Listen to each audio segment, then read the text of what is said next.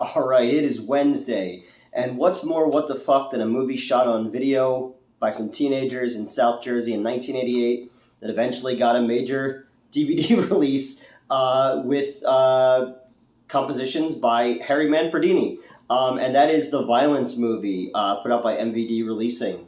I've been wanting to talk about this movie for a while, but haven't really had like an excuse to really. I don't know, like. I wanted to do it on the old show because we had Eric Wilkinson, who's one of the people behind this, on that show when we covered Armageddon, I think it was. And then I did commentary tracks with my old co-hosts for Dirty Laundry, Final Justice, and then Jack Frost 1 and Jack Frost 2.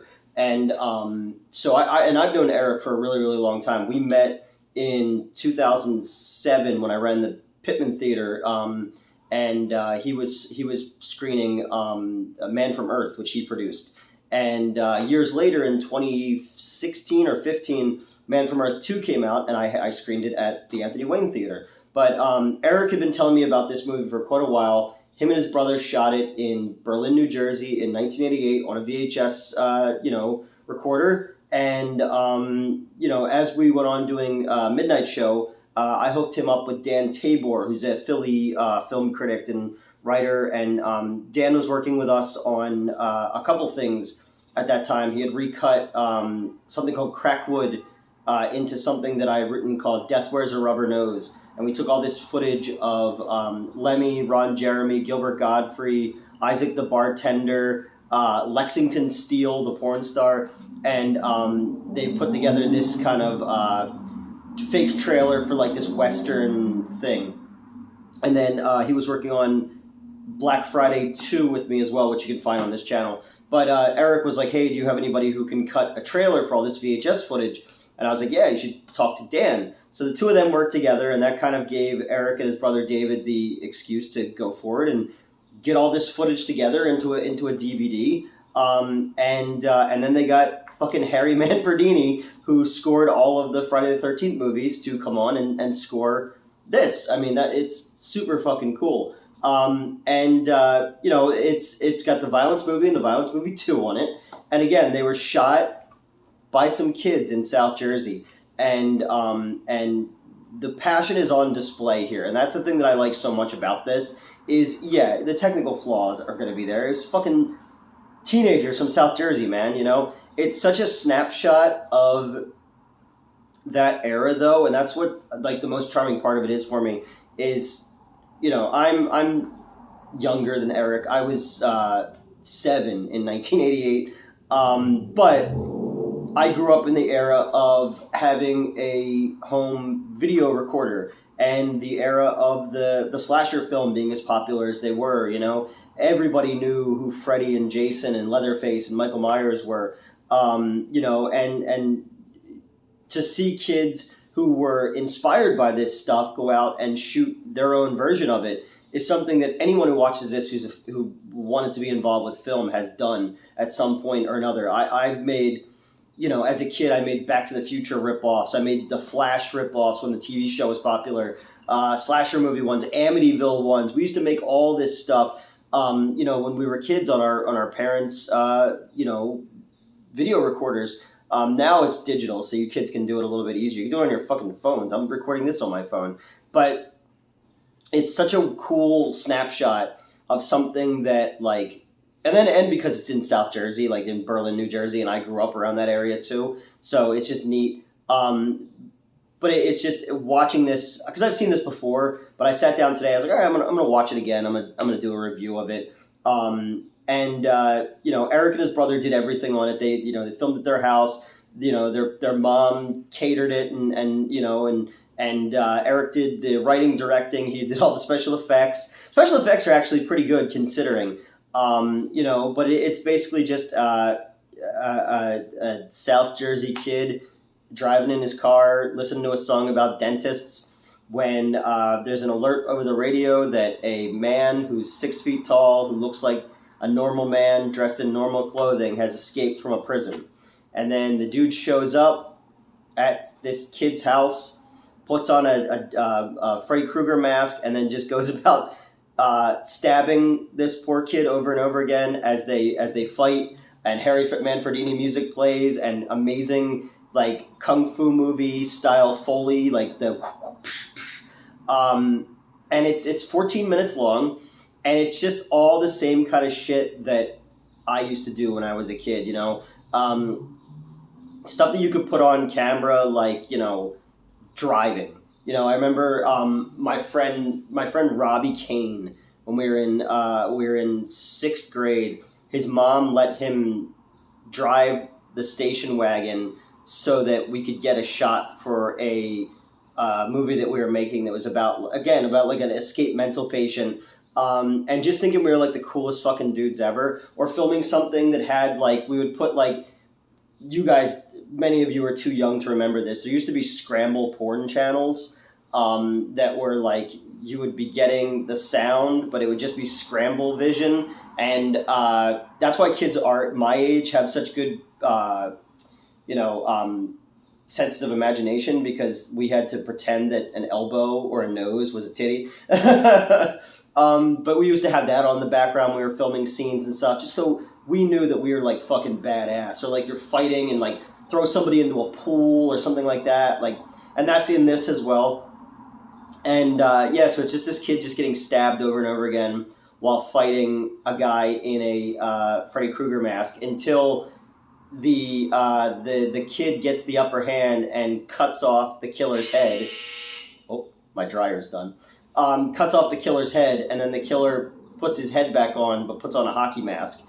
That's after I laugh every single time I see this. So Eric is the best friend in the movie, and he just wanders into a scene and says, "Hey Joey, it's me, your best friend," and then gets his throat slashed. So every time I hear that, I just think that's really fucking funny, you know, because Eric needed to be in the movie in the first one. And finally, the killer gets the upper hand on Joey and his best friend, and that's where our movie ends. But then there was a sequel, The Violence Movie 2, and it has like a Star Wars style crawl in the beginning. And it's just asked why did they make this? They have better camera equipment, and the second one actually, like, there's some really well composed shots in part 2. They got a lot more coverage. There was more effects used in it. There's, I love the overuse of dummies being thrown off of roofs. Another thing we used to do is whenever we would film, we would go up on the roof and have like these fight scenes. Because in your head, when you're making this shit as a kid, even now when I make stuff, it looks so much grander in your head as to what you're making. And then you watch it back and you're like, oh, it didn't look anything like I had in my head. But yeah, it's these kids fighting on the roof. The killer's back. He's got the Jason mask on.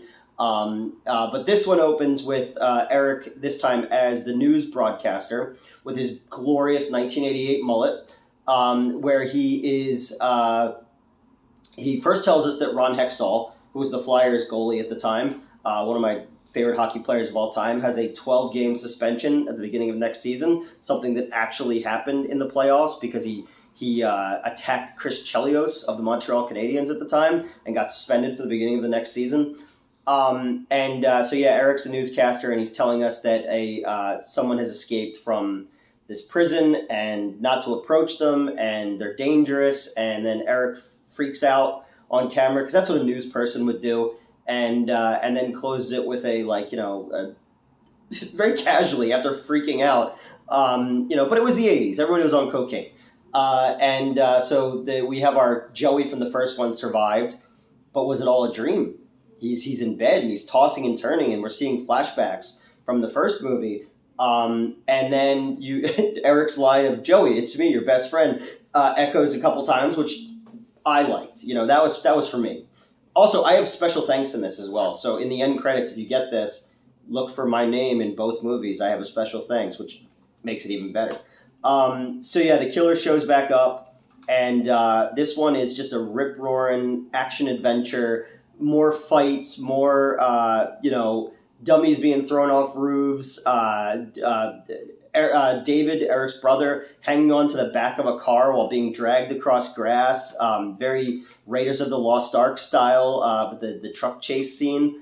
More effects. You got fingers being cut off again. You got hands being cut off again. Actually in the first one, he cuts off the hands. Actually, pretty cool. It was like one of those special effects hands that you could get at like Spencer's Gifts or something that still move. The one of the best shots at the end though is when he puts his fingers through the kid's head, and it's just there's Wuchi, I think they're called. You can get them, but then it's like the hand is still there after he's walked away. So I guess he just left his fingers behind. So the kid's dead, but the killer is on the loose, and these are fun, man. If you go, the flaws are very much present in this film. It's incredibly charming, and the passion and love for the horror genre is on full display, and it's what being a horror fan is all about. And that's from BloodyDisgusting.com. Quotes it on the back of the DVD. This I've seen, like I said, I've seen this before. I know these guys, so it's extra fun for me. I grew up not far from there, so it's extra fun for me. Kelly Ripa from Regis and Kelly, or Michael Strahan and Kelly, I don't know what it is. She grew up in that area too. She knew them very well. She's not in this, and then at the ending has all these like fake. It's just like 4 or 5 people who made this, so it's just like all these fake credits that like a kid would think is funny at the time, like Sofa King Awesome and Dick Hurts and stuff like that. But I don't know, man. Just to think that something you made with your brother and your friends in the summer, on a home video camera, would one day get a DVD release is fucking cool. And this era of, I guess it helps too when the person who made it has, is one of the big wigs at MVD, so that helps as well.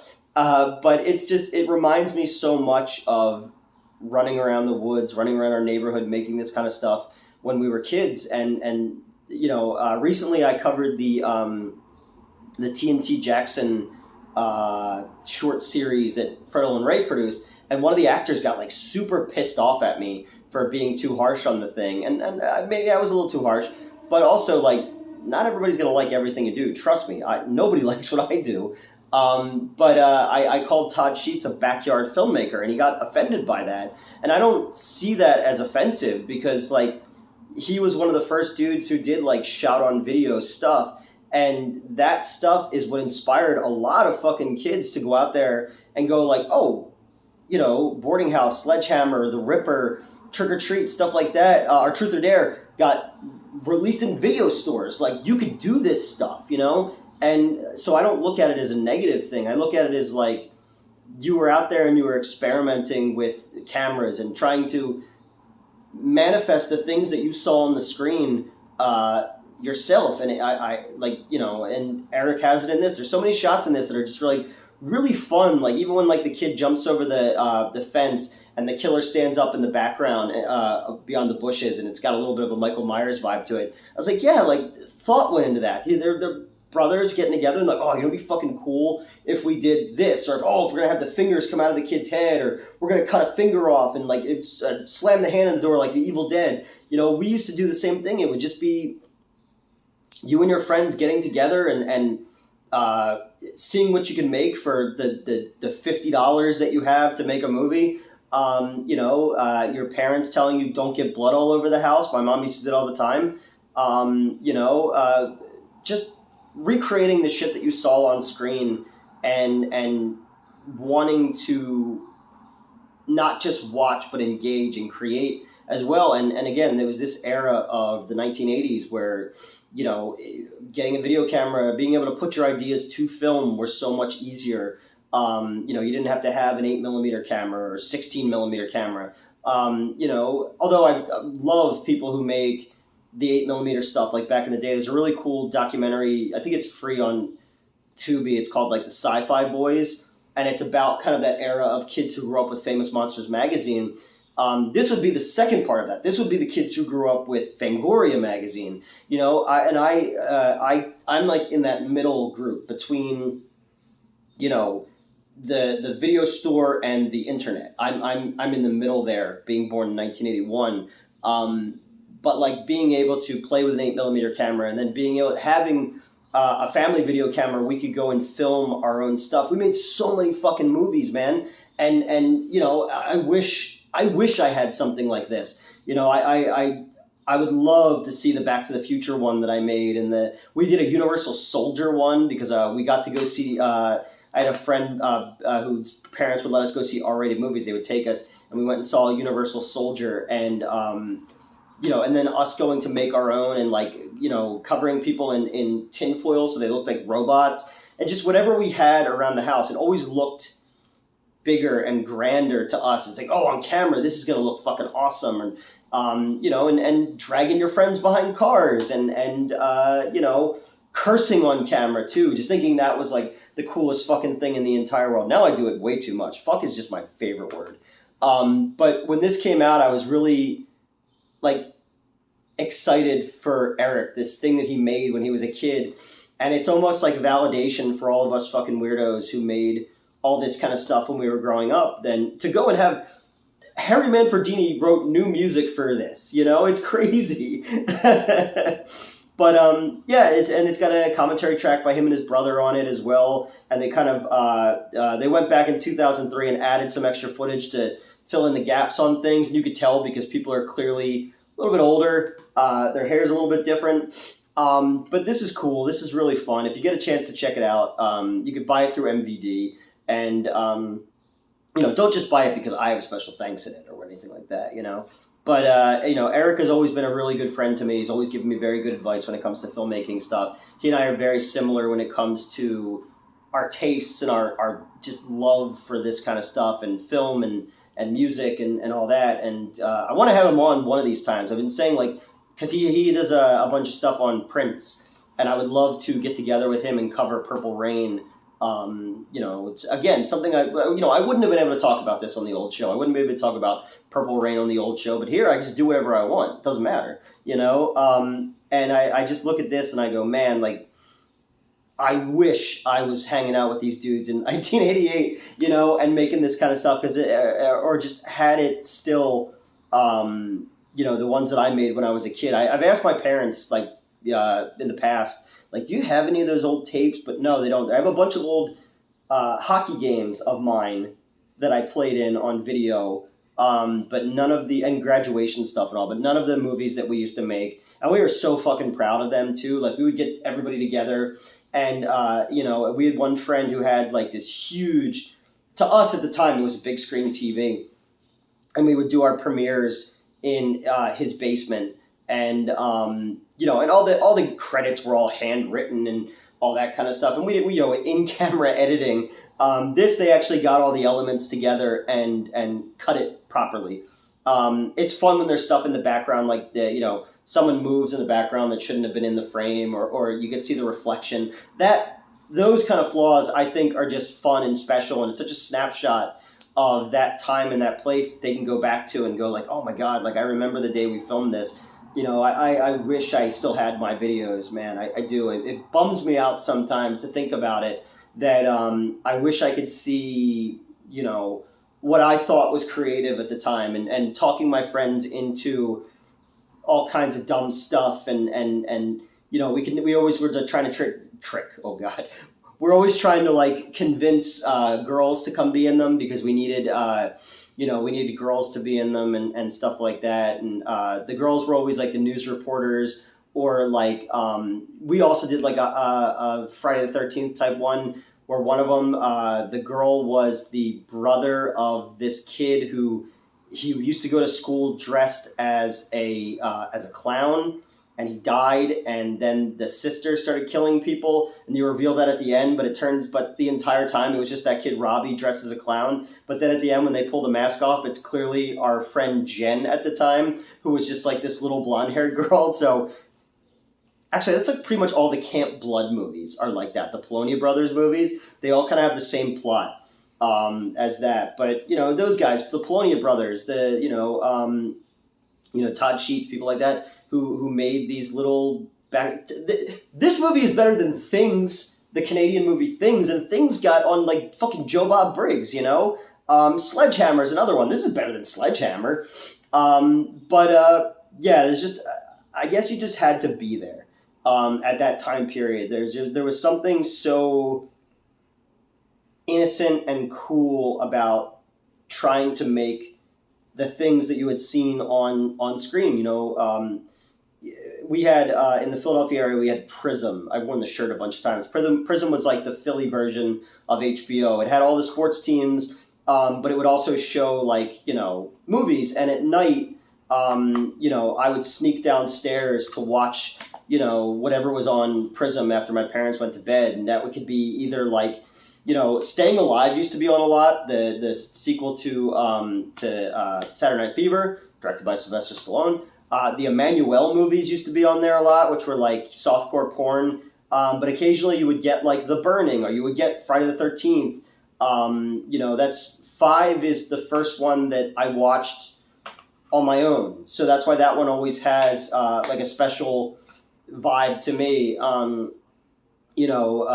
Just Graduation Day, all these kind of movies that I remember seeing as a kid by sneaking downstairs and watching them. And that was kind of our introduction, because there were certain movies that our parents wouldn't let us rent from the video store. But we consumed everything that we could at that time of horror stuff. And that's probably made me the weirdo that I am now. But, I wanted to put these kind of images on video and with my friends and cover people in blood and all that stuff. And nothing much has really changed in the last 30-something years. But rewatching this gave me like a little...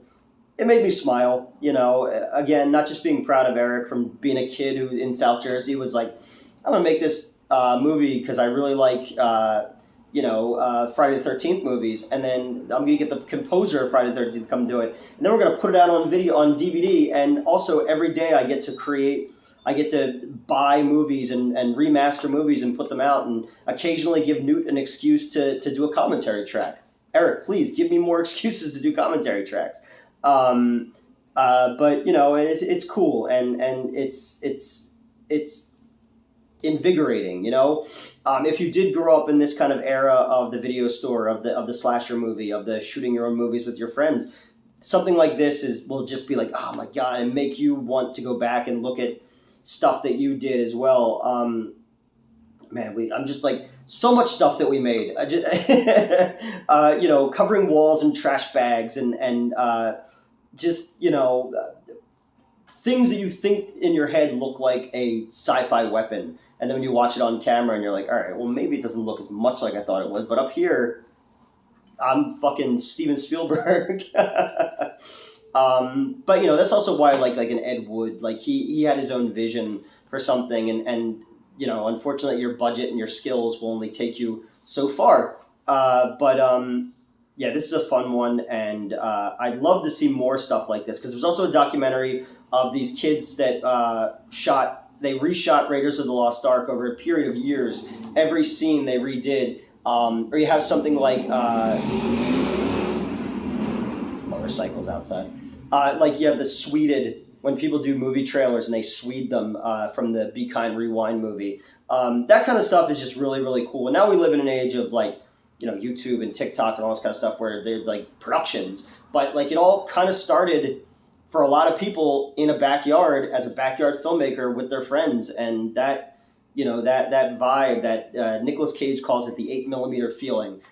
He says that's when you capture something magical on camera that he used to capture with his brothers making movies, just like Eric and David did with this. So I needed something like this today. I was sitting around doing laundry, listening to motorcycles, paying some bills, and feeling kind of nothing's been sparking me of late creatively, and I was going through my DVDs, and I was like, you know what, I'm going to watch this one because I remember really enjoying it when I first saw it. And, it's silly.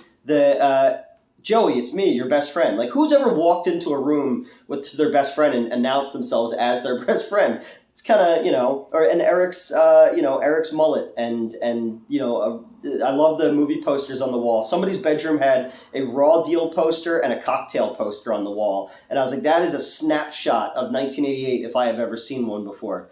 So that's all for this Wednesday. Just wanted to gush a little bit about my friend's movie and to talk a little bit about, making our own movies when we were kids, and how a lot of us never really fucking stopped. You know, I'm still trying to capture that same vibe on camera, and you know, and Eric's gone on to do, you know, Man from Earth and Man from Earth 2. They're award-winning movies, and you know, it started with him and his brother bonding over Friday the 13th. You know, and that's really fucking cool. And South Jersey represent. So that's all for this week, guys. If you used to make your own movies in your backyard, you know, let me know about it. And yeah, there's nothing wrong with being a backyard filmmaker. So for that dude who got pissed off, dude, come on, it's awesome. Like it's a backyard filmmaker is a term of endearment. Sorry, I didn't like TNT Jackson. All right, that's it.